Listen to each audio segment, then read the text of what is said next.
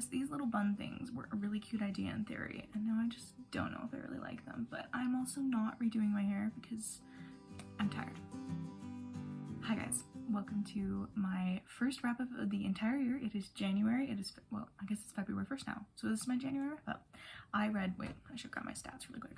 All right, so this month I read 21 books for a total of 21 books this year because it's January. Most of these were audiobook rereads, but then a lot of them were new. Actually, 14 of these were new books. 7 of these were rereads. And I had 10 5 stars, 2 4.75 stars, 1 4.5 star, 1 4.25 star, 1 4 star, 2 3.5 stars, 1 3 star, 1 2 star, and 1 2.5 star, and then 1 that I didn't rate because it was nonfiction. And then my average, I'm just going to tell you all my statistics because I think it's interesting. If you don't, that's fine. My average of all my star ratings was 4.02 stars. The median, like if you line them all up in a row and then found the middle one, was 4.75 stars. And the mode, the one I had the most of, was 5 stars. And then the range, I'm 90% sure I calculated this correctly, but it was 4.75 stars. And I also had 6 rereads that were 5 stars, and then 4 new 5-star books this month. Without further ado, let's get into the books I read this month. Number 1, I completed my entire January TBR. I know, it's amazing. I am so proud of myself, actually. So the first book I read this month was P.S. I Like You by Casey West. This was a reread. I love her books, and so every once in a while I'll just be like, I want to reread a book, and so I'll pick a Casey West book. This one might be one of my favorite ones. This one and maybe This Time are my 2 favorite Casey West books, but it's about a girl who exchanges letters with a pen pal, and she wants to write music. I don't know if I want to explain much more than that because it's really fun to experience it yourself, but it's a cute little YA rom-com, completely clean, really good. Then we have Maybe This Time by Casey West. This one is my favorite one of all of her books. It's written in a very interesting way because her name is Sophie, and she works at a flower shop, and so the book is structured as events that she goes to during the year because she has to deliver the flowers because she works at a flower shop. And during that time, her best friend's family is the caterer, and so they'll work together at all these events because you have the florist and the caterer. And the catering company got like a sponsorship pretty much from like this famous chef star named, I don't remember what his name is. His son is with him, and Sophie, hello lighting. It's been a while since I've had to deal with you like this. And so Sophie gets really mad at him, and it follows them and their antagonistic relationship between events during the whole year. Why? Was this really necessary? Then we have Love, Life, and List by Casey West. This one is interesting. I either rate it 3 stars or 5 stars, depending on when I read it. This time it was a 5-star. That one follows a girl who's in love with her best friend, but her best friend is so oblivious, and she wants to get into an art show, but she was rejected the first time, and so she gets told that she needs more depth in her paintings, and so she makes an entire list to learn how to have more depth and more feeling to put into her paintings. And then we have Moment of Truth by Casey West. This one's the one where I kind of relate to the girl quite a lot, but it has a girl who loves to swim, and at her first swim meet of the season, this guy wearing a Heath Hall mask, like a action hero superhero movie mask, comes and jumps into the lane where she was going to be swimming and swims past her, and it messes up her mojo, and she loses her race, and she gets so mad. She's like, I have to figure out who this guy is. Then we have my first new read of the year, Wind and Truth by Brandon Sanderson. Now, I am not quite done editing that video yet where I read this book, but there's a video. It's gonna be out at some point, either before or after this one. I had so many emotions reading this book. Oh, first, there is swearing in this book, and there is innuendo. There isn't direct sex scenes, but there is innuendo, and there is quite a lot of graphic violence. So this is not a children's book. This is definitely an adult book. So just to let you know. There are 2 characters that make this book a 5-star in my eyes. Kaladin and Adeline. Their entire plot lines, 5 stars. If it was just them on a page, I would have rated this 5 stars. I really love the way it ended. I love how it's set up for the next arc in the series. I'm so excited to read that arc. There was that one part at the end with Adeline and all that stuff that happens made me bawl.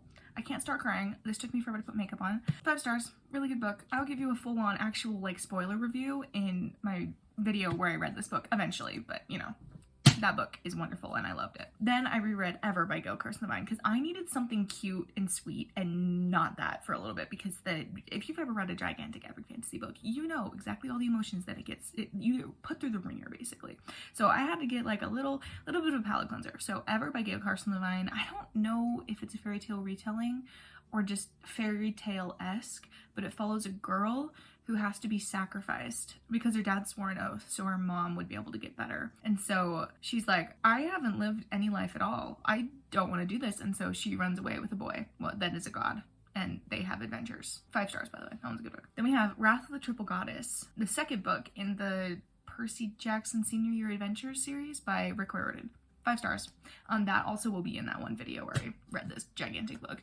I loved it. It was so cute. Give me more Percabeth. Put it into my veins. Give me more of them in like mundane situations. I eat it up. Also Grover, like he really steps up in that series, and the mom, you get to know her more. It was really good. I specifically liked this book just because it was like it had high stakes, obviously, because it's Percy Jackson, but it was like lower stakes than the normal high stakes. So it just kind of feels more cozy almost. I don't know how to describe it, but I like them. Then I read Snapdragons by Sarah M. Eden. This is the 4th book in the Gent series. I rated this one 4.75 stars. I also read this one in this video, but I'll give you a little review of my emotions on this book. I love this series. I will always rate any book in this series highly because I just love these characters. If I get to see my favorite characters at all, I will cry. There's like one scene in here that has my favorite couple ever, which is the first one, the Jonquils. They have my heart, my soul. If there's any book with them in it, I will rate it very highly because I adore seeing them on the page.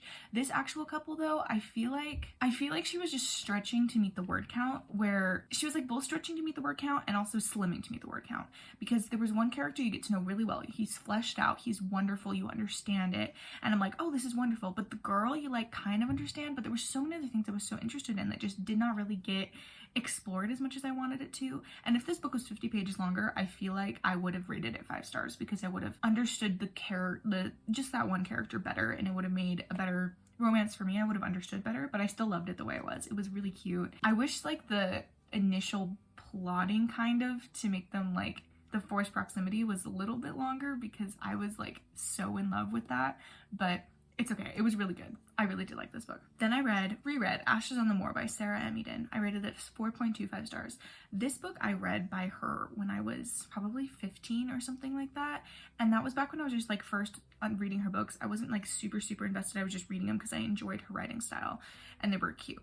And then I became fully invested, and now I can never read them without feeling them deep in my soul. So this one is really good. I think it's one of her first books. It did have like that deepness to it that characterizes her work, where it's like more than just a romance. It's also more of a historical fiction and going into how people really lived back then.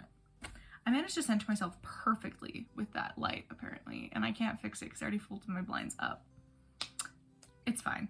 Oh, it's away now. We're good. I just had to complain a little bit. So I really enjoyed it. This one follows, I didn't give you any summary about this book, but it'll be in that video. Anyway, the Ashes on the Moor follows a girl whose family dies, although we never learn how her family dies. I felt like that was gonna be like a big reveal at the end, but you never learn how they die. You just kind of know that they're dead. So that was, I don't know, it was a little bit of a letdown, but the rest of it follows a really genuinely good romance. I enjoyed it. It didn't have that horrible miscommunication trope that characterizes some of her earlier books, which I still love her earlier books, but there's definitely miscommunication in them. It had a girl whose family dies, and so her and her sister go to this small town where she was supposed to be able to live with her sister at the schoolhouse and take care of both of them. But her family, that's like her only relations left, are like, no, actually your sister's gonna go to a boarding school. And she's like, no, I can't be separated from her. Like, you don't understand. I can't be separated from her. Like, she cannot handle it. I cannot handle it. And so during the book, she meets this guy who helps her out and helps her to learn how to live by herself, because she used to be like gentry, and now she's like lower class. I liked it a lot. It didn't have that like grounding in the town that I normally feel, where I feel like totally invested with like all the people you meet and everyone kind of felt more like a side character, you know, but it was really good. I did enjoy it. Then I read The Heart of Thornwell by Anita Stansfield. I hate this book. Hate this book. Why in the world is it as long as it is? It's like 250 pages and it could have been 10. I'm not even kidding, because the way that she writes is she writes like, here, I told you, I promised you earlier I was going to show you an example of when I was so annoyed at this book. I'm going to show you. Give me a second. Also, the main character's name is in need. Okay, here we go. I found it. Let me show you. This right here is the only like bit of relevant dialogue. And then all of this, even into the next page, is saying that she went downstairs. She went food. She thought about the ball. She helped clear the table. She did this. She did that. She did this. She did that. Outside was too stormy to walk, so she walked around the indoors, and she got so tired. She was thinking about this and thinking about that, thinking about this, thinking about that. And then she goes into the library, and then she sees him there. All of this, that could have been, she fed her baby, and then she decided she wanted to walk the halls and went into the library.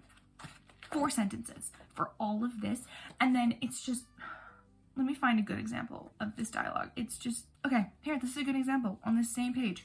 Okay, are you all right? Tilly asked. I'm better, I think, Enid said. You've given me much to think about, and I thank you for that. She went on to explain the path of her thoughts and her earnest desire to be able to get beyond all that currently weighed her down. Enid was able to talk openly with Tilly, and that in itself helped her feel calmer. See, she does the dialogue that's not interesting, and then she summarizes everything that would have been actually interesting. And then we have all of this to explain stuff I don't care about. Anyway, I hated this book. It was 0.25 stars because the plot was also not even interesting and I didn't care. And the writing was horrible. And if I could have rated it 0 stars, I would have, but 0.25 stars. Anyway, next book. The Constant Princess by Philippa Gregory. All right, y'all. This book has swearing, descriptive sex scenes in it, and just, I think, implied violence. I don't know. 2 stars. I would have been more interested if I didn't accidentally listen to an abridged audiobook, which I didn't realize it wasn't spelled out to me when I clicked on the audiobook that it was abridged, which is making me really annoyed actually, because maybe I would have rated it 2.5 stars if I'd been able to understand the whole book. But in the abridged version, it was like, she did this and this and this, and then would skip to a scene that I was like, how do we get here? I don't understand. It would follow the barest traces of the plot, but it let go of all the political machinations that were the soul of this story, I feel like. And so if I had heard the political machinations, I would have been bored to death. I wouldn't have cared anyway, but it would have made the book make more sense. And so I don't even understand why the audiobook is abridged. I don't know, it didn't make any sense to me.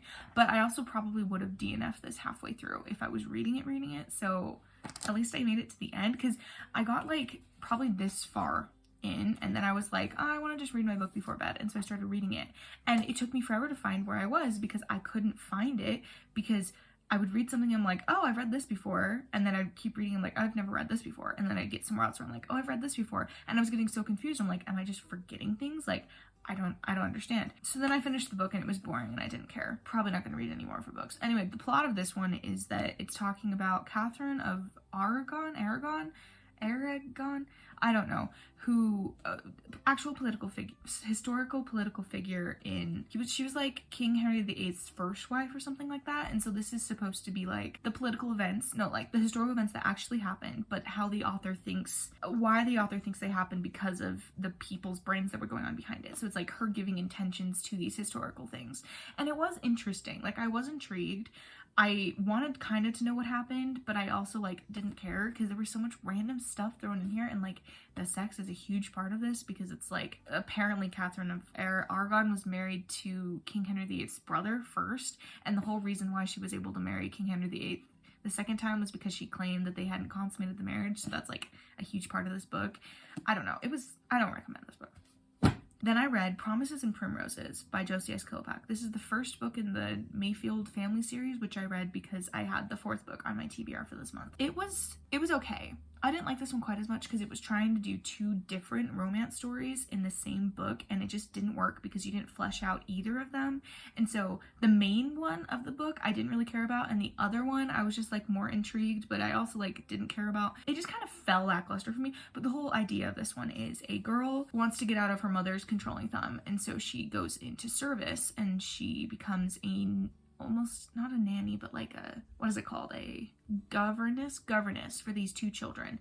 And then the dad had a first wife who died, and he's totally against marrying again. The second love story is between that guy's uncle and then the girl's mom. So it's who previously were lovers, but then they broke apart because of reasons. So I don't know. It was interesting. I did want to know what happened, but I just didn't care all too much. Anyway, 3.5 stars. Then I read Daisies in Devotion by Josie S. Kilpack. This one I rated 4 stars. It was actually really good. I loved the vibes the characters gave. I was completely invested from the first not paragraph, but like maybe 2 chapters. It was really, really good.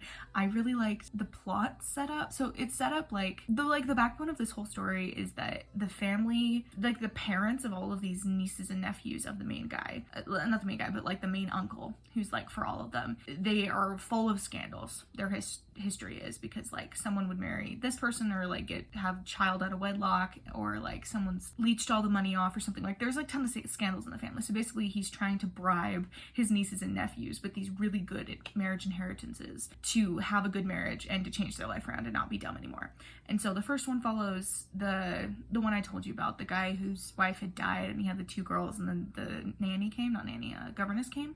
So it follows that guy getting his marriage inheritance. And so the next one's following that guy's brother, who is, I'm trying to remember, because his brother was going to inherit the main uncle's estate eventually. The other dude of the main book, I'm making no sense. Basically, the main guy of this one doesn't have a way to make his own money. He could go into work, but he doesn't want to really. And so he's like, I have to marry for money if I want to be able to support a family, or I just can't marry at all. And so in this book, his uncle's like, hey dude, if you want to marry good and not have to marry for money, here's an inheritance. If you get married, you can have this. And he's like, oh wait, what?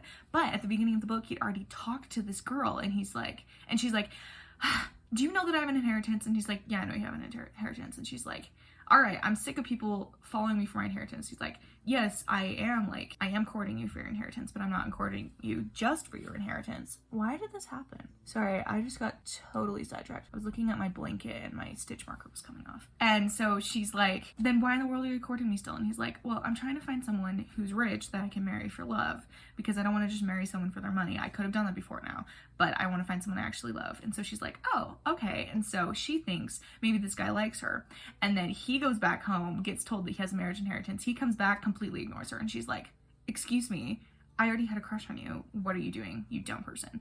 And so it follows him trying to find the person he wants to marry, because now he can marry whoever he wants, and her being like, he's the only guy I wanted to marry. What do I do now? It was really cute. I did like that one. Anyway, 4 stars. There was like some stuff character-wise that I just feel like didn't really fit, so that's why it wasn't 5 stars. It would have been 5 stars if I was satisfied by the ending, but I really kind of wasn't, but the rest of it was really good. Then I read Fairest by Gail Carson Levine. I rated this 5 stars. It was a reread. I read it by audiobook this time for the first time, but the plot with this one is you have, what's her name? Not Sophie. Why am I thinking her name is Sophie?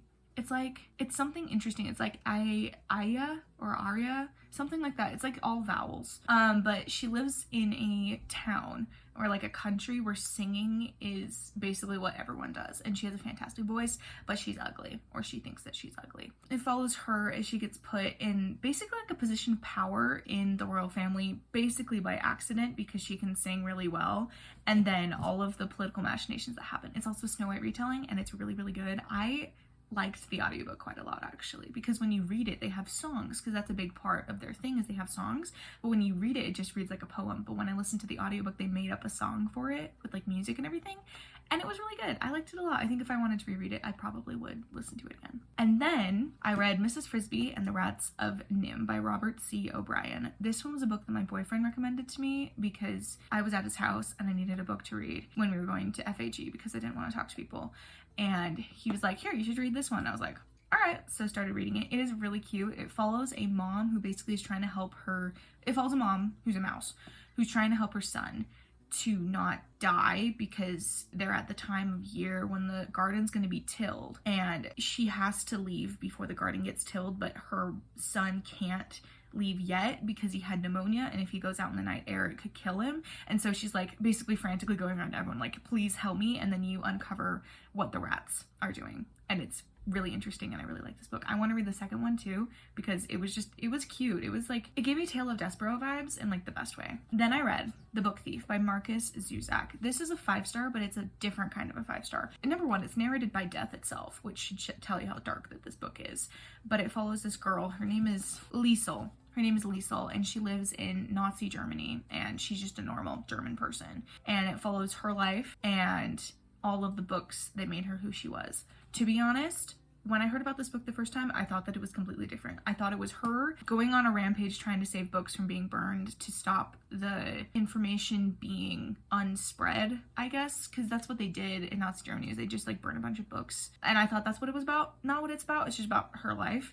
And it made me bawl. It does have a ton of swearing in it though, so just keep that in mind. And it does have innuendo?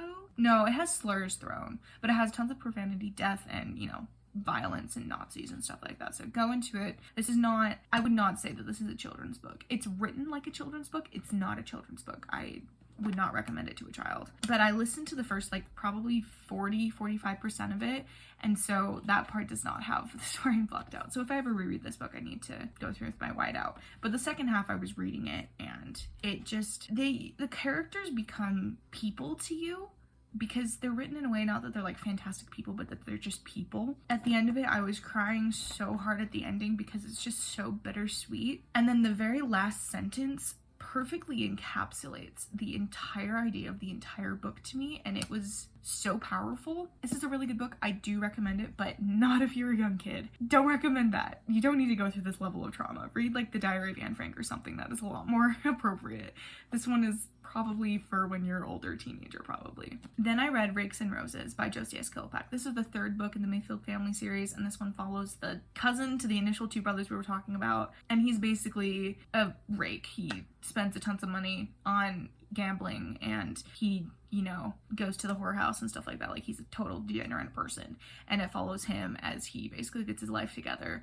And the girl that he falls in love with, okay, this is my main qualm with this book, is he falls in love with someone who's 5 years older than him, and the whole time they kind of put it as she's like kind of a mother figure to him, and that just made me feel uncomfortable. Like, if they set it up differently, I would not have been as annoyed, but it just, I don't know, it felt kind of weird to me. I feel like with Josie S. Kilpack books, I'm either like really love it or I just do not like it at all. And this is the one where I was just like, like there was parts of it that I really enjoyed, and that's why I did give it 3.5 stars, because it was good. It just was not like as good as the second one was. I don't know. And then I read the fourth one, Love and Lavender by Josie S. Kilpack.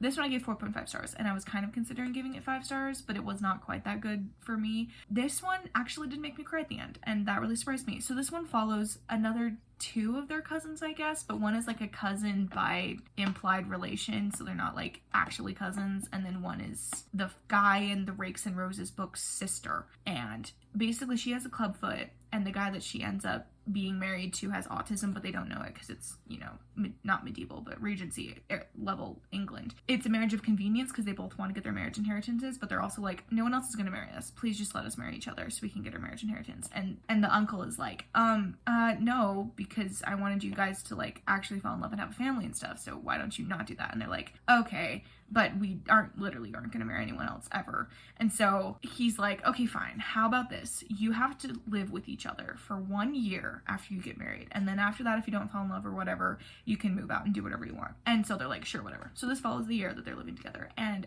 for the first like half of the book, I was like extremely uncomfortable because I was worried that she was going to write either one of them as just not as good, because I do have autistic siblings, and so it kind of makes me feel uncomfortable to see autistic representation in books because it's not done right a lot of the time.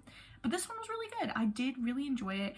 Obviously, she did not write exactly how an autistic person thinks because she's probably not autistic, but it was really cute. I did like it. It did make me cry at the end, and I did feel the characters' brains like they were real people. So, all right, then I finally read For a Divergent Story Collection. And let me just tell you, this book exists. Don't know what the point is. It just like existed. I literally right here, I just wrote, it's just there. I don't remember if there's swearing in this book or not. There might be. I do know that there's violence because it's Divergent. But if you're going to read this book, you probably have already read the rest of the books already. So like, anyway, it basically just follows the plot of the entire first book, but from Forrest's perspective when he first came there. And then it does the entire plot of the first book from like, what is her name? The main girl's perspective, but from Forrest's perspective. So it's like you read the same thing twice again. It just was so unnecessary. I am donating this book because I don't care. 3 stars. And then I read Hunted by Megan Spooner. This book, I went on like a rampage on Goodreads one time, and I went down one of those Goodreads pages that's like tells you like fantasy or fairy tale or something. So I found like all the fairy tale retellings, and I was just like adding them all to my want to read list if I hadn't read them before. And this is one that I added to my list, and I was just looking for an audiobook to listen to because I was like, I don't know, I don't really have anything I want to listen to. I'm almost done with finishing my TBR, so I don't have anything there I can read, and I don't want to start reading new books because all I want to read I need to read in February. So I was like, okay, I just went down the list and I found this book. It was a Beauty and the Beast retelling, but for some reason I thought it was going to be Little Red Riding Hood, but it was Beauty and the Beast, which kind of made it better. It was very reminiscent to Robin McKinley's Beauty, but it was done in enough of a twisted way that it felt different, and I do enjoy both of them for themselves. This one was so interesting. So as in the way that it's kind of like Robin McKinley's, it follows kind of both the Disney version of Beauty and the Beast and the old like classic Grimm fairy tale, or Charles Perrault one, I guess, of Beauty and the Beast. So it has what's her name, Beauty, but her other name is like Ailey or something like that. But it follows Beauty and her 2 sisters that are older than her, and her father is a merchant, and then he loses all of his money like out of the blue, and so they have to move back to his old hunting cabin because before he was a merchant he was a hunter, but then when he married his wife, she was like, I don't want you to be hunting all the time, this is so dangerous and also kind of gross, can you like not do that? And he's like, sure, whatever, I love you. And so he moved away from the hunting cabin and became a successful merchant, but now he's not a successful merchant. All of his money's gone, so he goes back to the hunting cabin because he's like, I am going to get a bunch of game and we're going to get back to where we were before. And his daughter's like, seriously, like, it's fine, as long as we're eating food, like, we don't really care that much.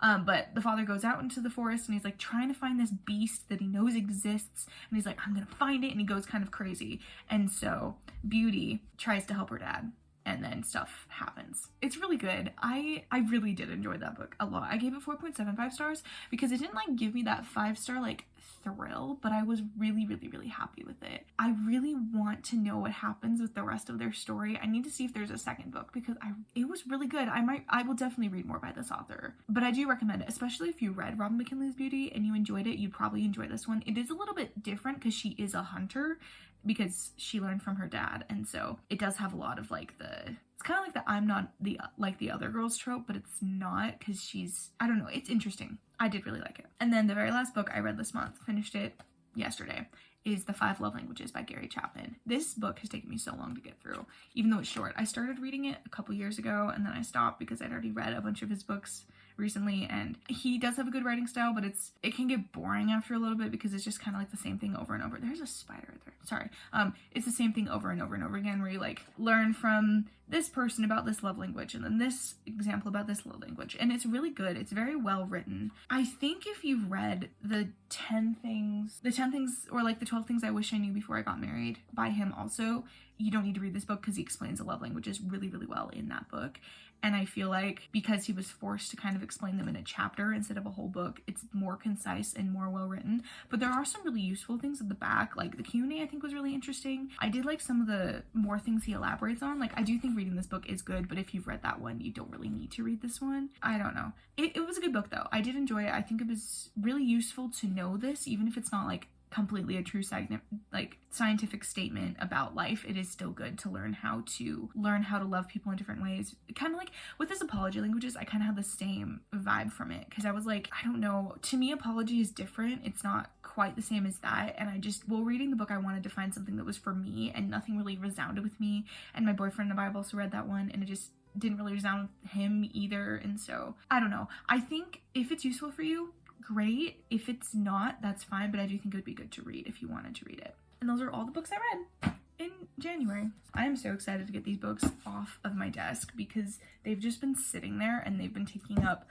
all of the room because the stack just slowly got bigger and bigger, because I'm not used to having like my physical books be this many that I've read. All right, here's our lovely little stack, and now I get to go do my new TBR. I'm so excited. I'm so excited for February. For the first time in my life, actually. I don't really enjoy February. It is a dull, gray, boring month, but this month I'm excited for it because I get to read all of the romances that I've been waiting to read.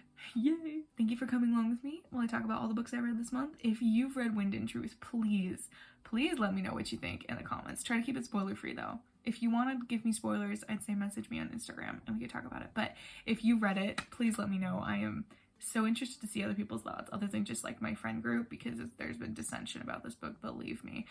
Anyway, I will see y'all next month, and my TBR video should be out very soon, along with all the videos I filmed. I don't know. We'll see. Goodbye. Mwah.